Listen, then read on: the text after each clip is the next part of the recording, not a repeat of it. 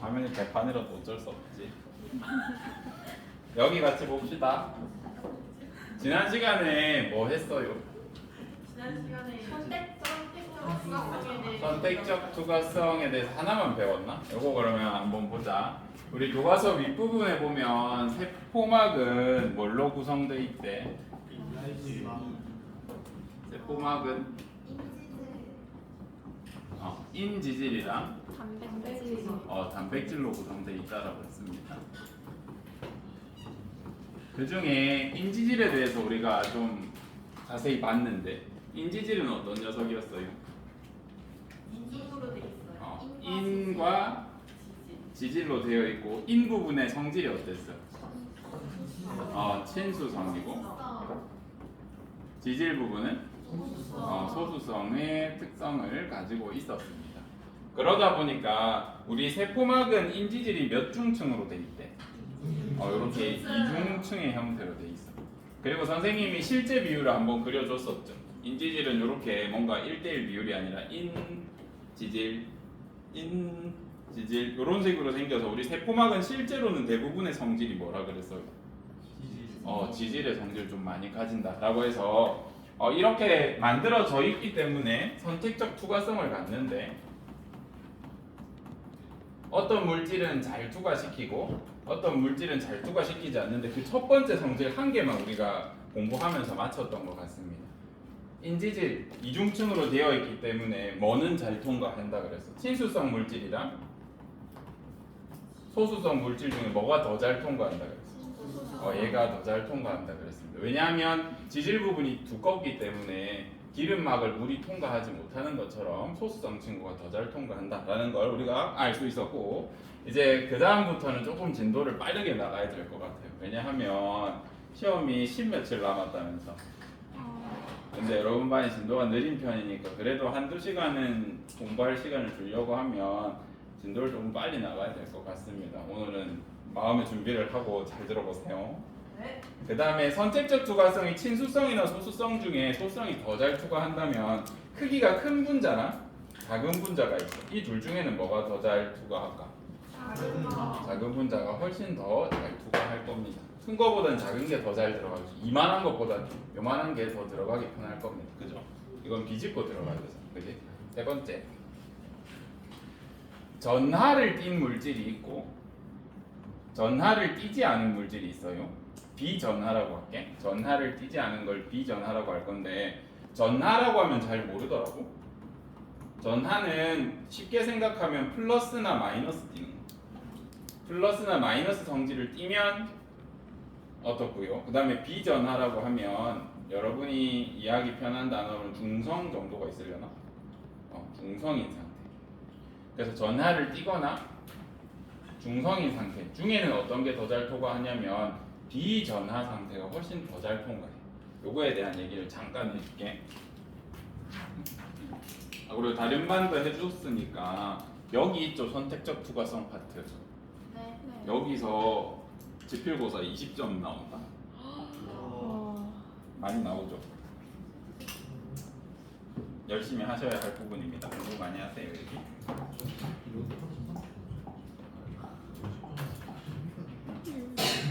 같이 보면 인지질이 우리가 인지질 이중층으로 세포막이 되어 있기 때문에 소수성 물질이 더 잘 투과 안 하고 다시 소수성 물질이 더 잘 투과하고 친수성이 더 잘 투과 안 하는 건 이해했어. 근데 우리 인지질 이 왜 전하가 띈 물질이 더 통과하기 어려운지에 대해서 제가 설명드리려고 하는 겁니다. 인지질의 인 부분을 확대해서 보면 어떻게 생겼냐면, 그리지 마세요, 다쳐요. 여기에 지질 이렇게 붙어 있어. 이렇게 생겼거든요. 지질이 여기 밑이 지질이고 여기 위에 이렇게 생겼어. 성질 딴 건 보지 마. 인지질의 인 부분 주변에 뭐 성질이 플러스 마이너스 중에 뭐가 많아? 마이너스가 많아. 이것만 보세요. 마이너스가 3개 또는 4개로 우리 몸에서 존재합니다. 그러다 보니까 인지질을 다시 한번 그려보면, 인지질 이중층을 그려보면 인 이고 지질 성질들이 이렇게 있고 이렇게 있어. 그러면 여기 인 부분들이 다들 어떤 성질을 띈다는 거예요, 상대적으로? 마이너스 이렇게 될 겁니다. 그러다 보면 우리 몸에 플러스 마이너스 띈 물질 제일 많은 게 뭘까라고 생각해 보니까 요거는 여러분이 알겠더라고요. 나트륨은 플러스예요, 마이너스예요? 염소는? 칼륨은? 요런 거 기억할 수 있었으면 좋겠다. 요런 애들은 자주 보이니까 기억해 두시면 좋고, 생각해 보면 얘 플러스 이온이에요, 그죠? 물에 녹으면 플러스 상태가 되는데 얘 여기 가까이 가면 어떻게 될까? 얘는 마이너스, 얘 플러스야.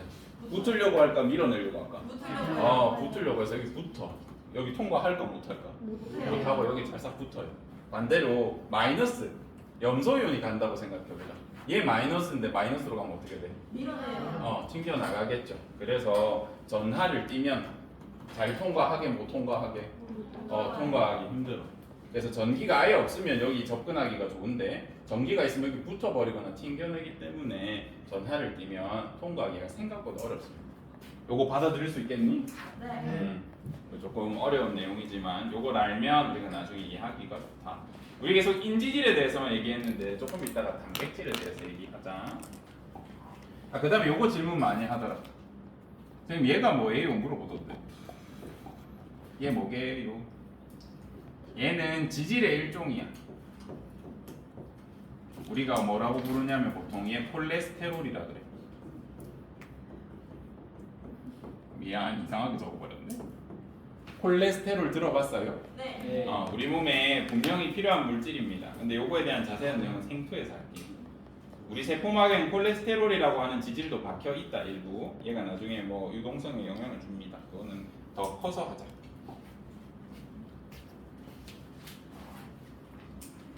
넘어가셔서 여기 한번 봅시다.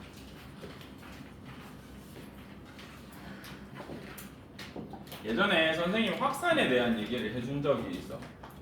이렇게 여기 줄 쳐보세요. 확산을 어디서 했냐면 그 세포 안에서 단백질 합성되는 과정할 때 이렇게 막 짐꾼 이런 애가 할 때 우리가 확산으로 세포 속에 있는 단백질들이 이동하면 내가 원하는 위치로 가기가 어렵다 그랬어. 확산이 뭐길래 그렇습니까? 라고 하면 이제 확산은 물질이 고농도에서 저농도로 이동하는 현상을 확산이라 그래. 그래서 그 현상을 어디서 볼 수 있습니까? 라고 하면 잉크에 물 타면 우리가 확산을 볼 수 있습니다. 예를 들어서 여기 물을 떨어뜨렸어. 잉크에. 다시 물에 잉크를 떨어뜨렸어요. 그러면 여기 잉크가 뭉친 부분에는 잉크가 없는 여기보다는 농도가 어때? 잉크 농도가. 고농도잖아. 진하잖아요. 그죠? 그리고 여기 투명한 여기 물 부분에는 저농도겠죠. 상대적으로. 그러면서 이렇게 잉크가 저농도 부분으로 이동하면서 시간이 지나면 거의 평형에 가깝게 고농도인 저농도인 부분이 없게 거의 균일한 농도의 이런 상태가 이렇게 저농도에서 고농도로 물질이 퍼져나가는 현상을 우리가 확산이라고 하거든요. 그래서 확산에 대해서는 꼭 아셔야 합니다. 확산 별표 쳐놓고 알았으면 좋겠어요. 확산이 왜 일어납니까 선생님이라고 하면 뭐랄까 엔트로피라든지 막 열 에너지 확산 계수 이런 걸로 설명할 수는 있거든요. 근데 하지 마세요. 요렇게만 기억하자. 우리 자연계는 좀 평형을 맞추려고 해.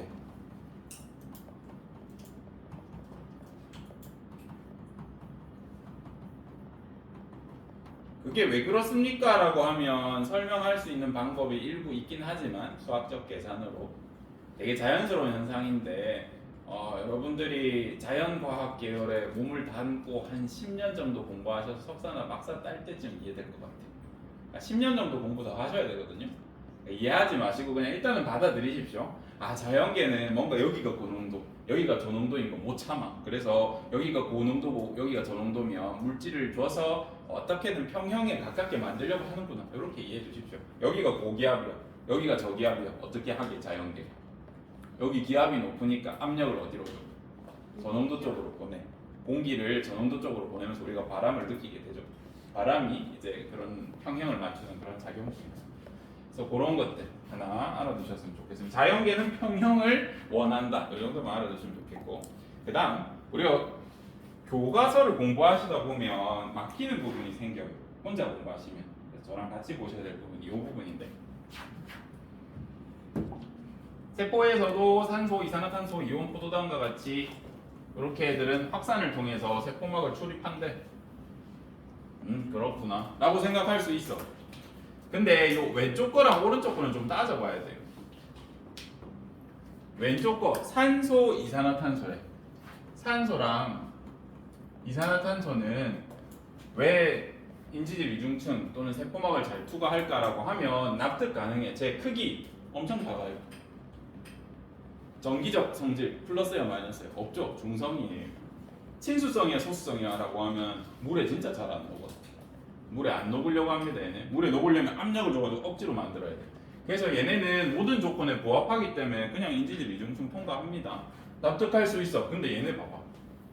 이온과 포도당이 출입한대. 이온은 아까 어떤 게 이온이라 그랬어? 나트륨, 칼륨 이런 거 아까 통과하기 어렵다 그래서 쉽다 그랬어. 어렵다 그랬지. 근데 책에서는 된대. 또 포도당 화학식 기억나요? 네. C6, H12, O6이야. 봐봐. 산소는 우리가 아는 기체의 산소는 O2만 있으면 돼. 그지? 근데 얘는 산소 6개, 탄소 6개, H12개 붙은 크기가 비교적 어때요? 쟤보다? 크단 말이야. 근데 쉽게 통과한다고. 심지어 포도당은 물에 잘 녹아.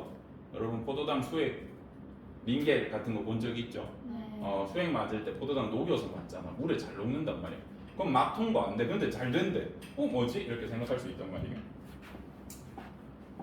그 다음 요렇게 설명하고 나서 갑자기 교과서 밑에서 뭐라고 하냐면 교과서 잘 읽어봐야 된다. 이온과 같이 전하를 띠는 물질이나 포도당, 아미노산 같은 건 또 통과 못한대. 위에서는 통과된대. 밑에서는 통과 못한대.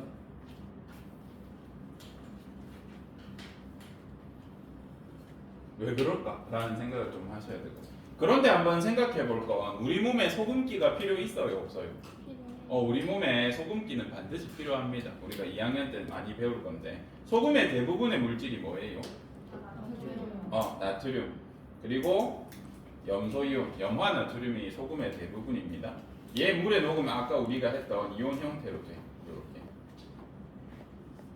얘는 분명히 세포에 필요해. 그래서 세포막을 통과시켜야 돼? 안 시켜야 돼? 필요하니까 막을 투과시켜서 내 몸 안에서 써야 돼. 또 포도당 당연히 필요하겠죠. 에너지원으로 써야 되니까. 근데 인지질 이중층은 통과하기 어려워. 그런 경우에 우리가 어떻게 하냐면 밑에 이제 설명이 잘 나와 있습니다. 요렇게 알 수 있어. 인지질 이중층을 통과하기는 어렵습니다. 얘네들이 포도당 같은 애들이. 근데 내 몸에 필요해. 그런 경우는 어떻게 하면 되냐면 단백질을 써요. 단백질로 여기 구멍을 뚫어. 인지질 틈에다가 단백질을 탁 박아가지고 구멍을 뚫어줘요. 그래서 우리가 이런 단백질을 통로 단백질이라고 해요. 통로 단백질을 만들어주면 내 몸의 인지질을 통과는 못하지만 통로 단백질을 통해서 들어올 수 있겠구나 라고 생각해 주시면 됩니다. 얘는 포도당이 쉽게 통과하는 통로 단백질이니까 이름 뭐라고 붙이면 되게? 포도당 통로라고 하면 나트륨 잘 통과시키는 단백질 뭐라 하면 돼? 나트륨 통로라고 하면 이름 그렇게 붙입니다. 그래서 세포막이 왜 인지질과 단백질이 필요한지에 대해서 설명하고 있습니다. 그러면 우리 확산 한 번 더 얘기하자. 봐봐요. 여기 포도당 몇 개 있어? 하나, 둘, 셋, 넷, 다섯, 여섯, 일곱 개 있다. 그죠? 여기 포도당 한 개 있죠? 그러면 포도당이 여기서 여기로 이동하는 건 어떤 현상이라 할 수 있어?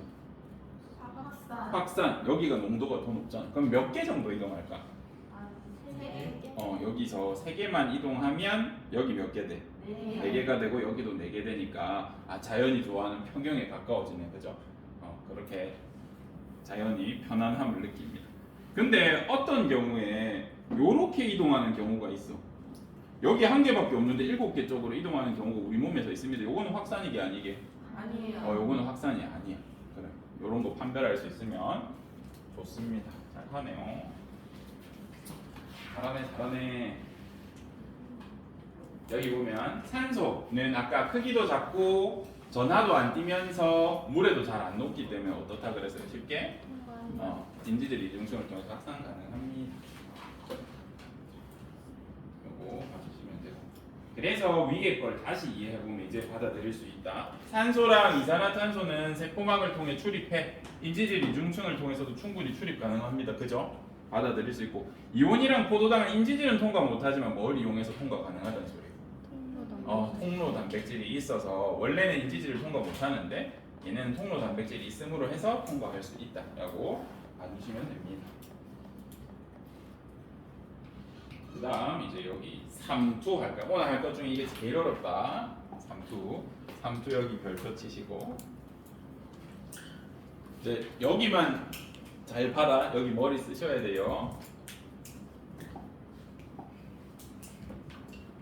선생님이 두 가지 방식으로 3투를 설명할 겁니다. 어떻게 받아들이셔도 받아들이시기만 하면 되는데 오늘 수업에서 못 받아들이면 복습을 통해서든 따로 자습을 하시든 인강을 듣든 학원에 가서 배우시든 꼭 연습을 하셔야 돼요. 제 수업을 다시 반복해서 들으시든 알겠죠? 네. 두 가지 방식으로 설명해 볼게. 네. 보면 여기에 수조가 있어요.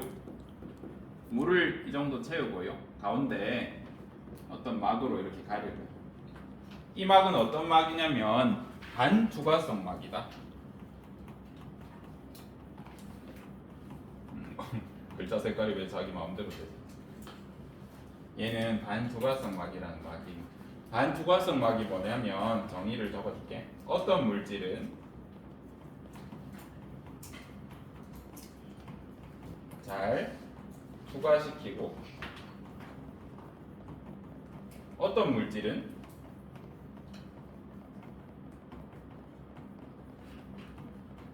잘 투과시키지 않는 막.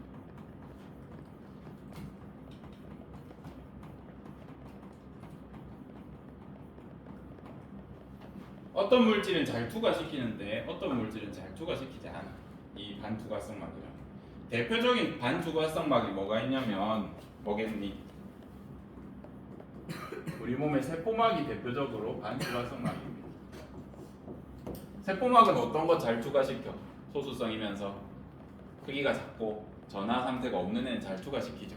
근데 그 반대 애들은 잘 투과시키지 않기 때문에 반투과성 막이라 할 수 있습니다.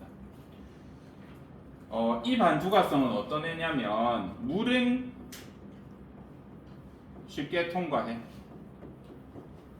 근데 이 삼각형 물질이라고 할게요. 얘는 통과 못해. 이런 상태라고 했을 때로 한번 설명해 보겠습니다. 여기에 삼각형 봐봐요. 지금 이 왼쪽에는 삼각형이란 물질이 물에 녹아 있는 상태입니다. 4개가. 오른쪽에는 삼각형이 없어. 그러면 자연이 이거 참을 수 있어 없어? 못 참아. 이거 평형 맞추고 싶어 미친단 말이에요. 근데 삼각형이 여기 갈 수 있어 없어요? 못 간다는 우리가 조건을 달았죠. 이 막을 통과 못해. 그러면 자연 입장에서는 지금 얘 농도를 4라고 할게. 4개 들어있으니까 여기 농도 몇일까? 0이야. 빵이야. 농도 차가 4나 나. 이거 못 참겠어. 나 평형 맞추고 싶어요. 그러면 자연이 어떤 방법을 할 수 있게? 평형을 비슷하게 맞출 수 있는 방법이 하나 있어. 물은 이동 가능하니까 어떤 일이 생길까? 물이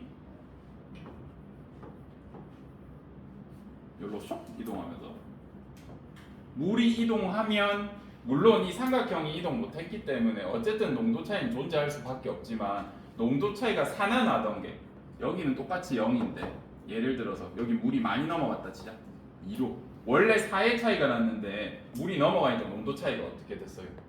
줄었죠. 평형에 가까워지려고 했죠. 그래서 이런 이유에 의해서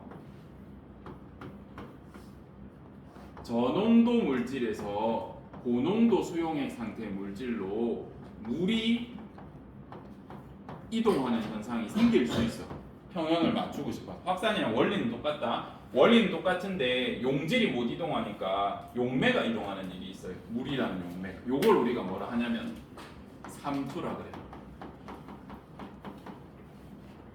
요거 받아들일 수 있었으면 좋겠습니다. 이게 이해가 안 되면 다른 걸로 한 번 더 설명해 볼게요. 선생님 왜 굳이 이렇게 설명합니까? 왜 물은 무시해요? 라고 할 수 있어. 물 무시 안 해볼게. 그러면 선생님 물을 왜 물질로 맨날 안 치고 용매로만 칩니까? 물을 나는 용질로 생각할게요. 그렇게 생각해 볼 수 있어. 그렇게 생각해도 된다? 아무 문제 없다. 똑같이 물을 만약에 용질로 생각해가지고 물의 농도를 한번 보자. 여기 물 농도 몇 %예요? 그냥 물을 대기업. 중점. 그렇지. 물을 우리 용질로 보면 여기 물밖에 없잖아. 물 농도 몇 %예요? 물 100%라고. 물에 아무것도 안 순수한 물 상태라고. 요 말이 이해돼요? 네. 물을 어떤 물질로 보면 여기가 물이 100% 있어. 여기는 100%보다는 어때? 작을 수밖에 없어. 삼각형 노가 있으니까 저는 편의를 위해서 80%라고 적겠습니다. 그러면 어디가 고농도예요? 왼쪽. 오른쪽. 물 기준에서. 오른쪽. 물을 물질로 보면 물 여기가 100%니까 물 여기가 고농도죠. 물 입장에서 물 100%니까 농도가 높죠. 물을 물질로 보면. 그러면 여기가 고농도니까 어떻게 되겠어? 고농도에서 저농도로 물이 이렇게 확산된다고 설명할 수 있습니다. 그래서 물을 주로 보면 물이 고농도인 지점에서 물이 상대적으로 농도가 낮죠. 그래서 물이 확산된다라고 설명해도 이 삼투라는 걸 설명할 수 있어요. 삼투는 우리 겉으로 보기에 고농도인 수용액이랑 물에 뭐가 녹아 있는데 여기가 고농도고 여기가 저농도야. 요때 평형을 그나마 맞춰주려고 물이 이동하는 현상을 우리가 삼투라고 하는데 물을 주된 물질로 보고 설명해도 여기가 물 100%이기 때문에 이동하는 게 하나도 부자연스러운 게 아니라고. 자연의 법칙에 아무 위배가 안 돼. 그래서 삼투에 대해서 이렇게 두 가지로 설명할 수 있습니다. 어렵죠? 아니, 머리 쓰는 거 거의 다 해봐. 자, 그러면 여기에 우리 교과서에도 똑같이 나와 있어. 설명은 한 개도 없지만 제가 한 거 그대로 적혀 있습니다. 물은 세포막을 경계로 농도가 낮은 쪽에서 저농도에서 높은 쪽으로 고농도로 뭐가 이동한대? 이동한대 물이. 요걸 삼투라고 한대. 다른 말로 표현해서 물 분자 입장에서는 물 분자가 많은 쪽에서 적은 쪽으로 물이 확산되는 거다라고도 설명합니다. 네, 틀린 표현이 아닙니다. 이 두 가지 표현이 다. 못 받아들이셨으면 꼭 연습하셔가지고 요거 이해 꼭 하셔야 됩니다. 옆에 친구한테 물어보든지 해서.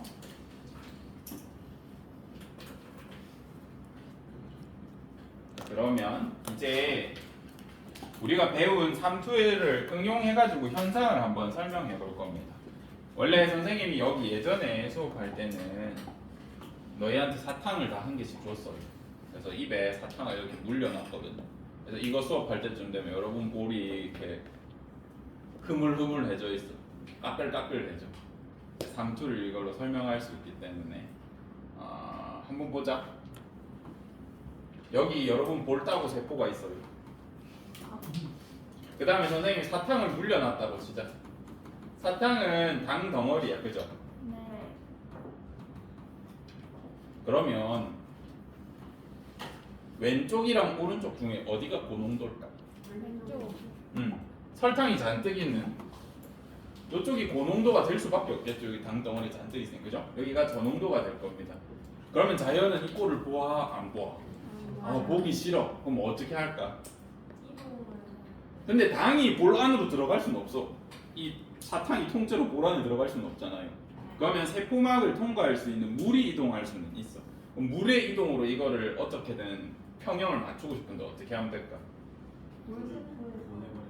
볼에 있는 물을 빼가지고 여기 집어넣으면 여기가 좀 어떻게 돼? 상대적으로 희석이 되려고 하겠죠. 그래서 여러분이 사탕 오랫동안 물고 있으면 요 볼이 쪼글쪼글쪼글해져. 입에 막 침이 생기는 것 같아. 물론 침도 분비됩니다만. 그래서 입안에 물이 잔뜩 생겨. 또 어떤 현상 볼 수 있냐면 혹시 김장 담그는 거 봤어요? 네. 김장 담글 때 이만한 배추에다가 소금을 막 갈기면 시간 지나면 배추가 얼마나죠?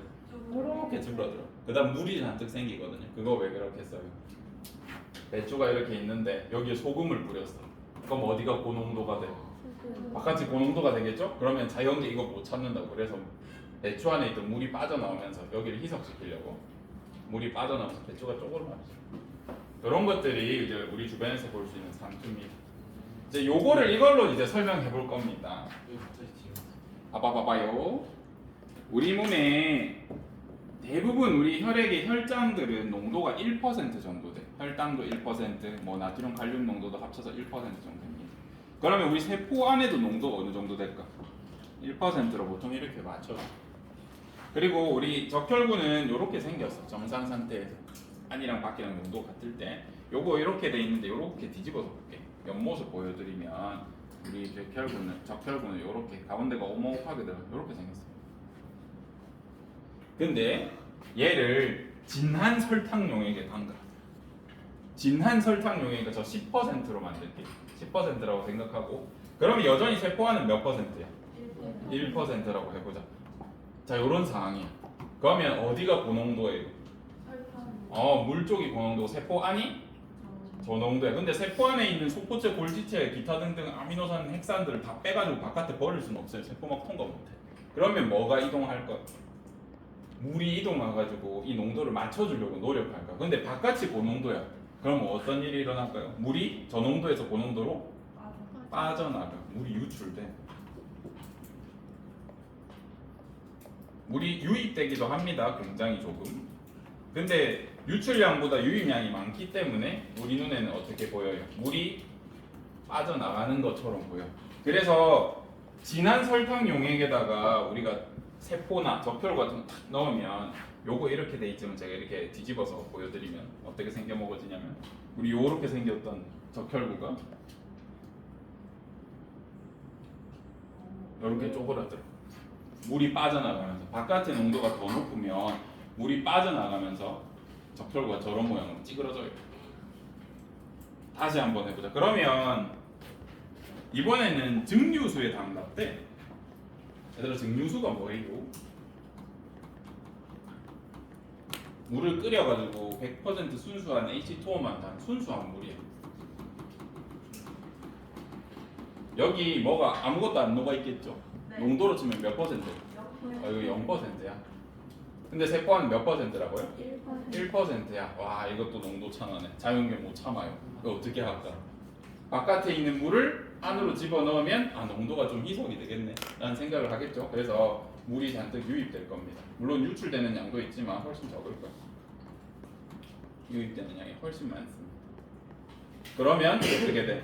세포 안에 물이 들어가니까 요거 이렇게 뒤집어서 보여줄게. 어떻게 되냐면 이렇게 돼. 부풀어 올라요. 근데 여기는 0%니까 물이 아무리 들어가도 농도가 맞춰져 안 맞춰져? 어떻게 해도 여기 농도가 높아. 그래서 물이 계속 들어가. 그럼 시간 지나면 어떻게 돼? 터져요. 빵 하고 터져요. 그래서 세포가 폭발해 버립니다. 그래서 증류수에다가 세포를 집어 넣으면 이렇게 터져 버려요.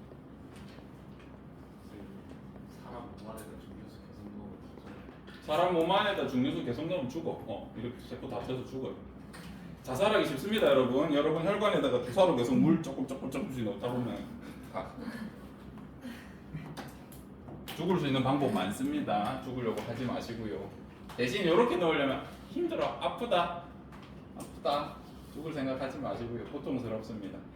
물 여러분이 순식간에 물 많이 마셔도 아마도 높은 확률로 기절하시거나 저 세상으로 갈 수 있습니다.